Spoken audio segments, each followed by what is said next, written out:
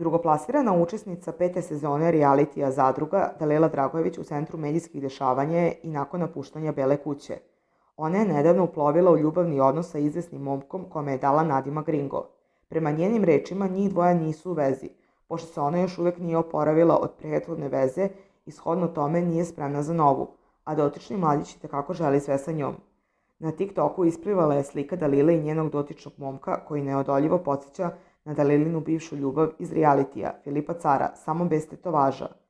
Dalila se tim povodom nije oglašavala na svom profilu, kao što ima naviku, već je samo podelila sliku kofera uz opis "Idemo na more". Da li Dragojevićku vodi njen Gringo na letovanje ili neko drugi, kao i koja je destinacija u pitanju, ostaje nam da ispratimo.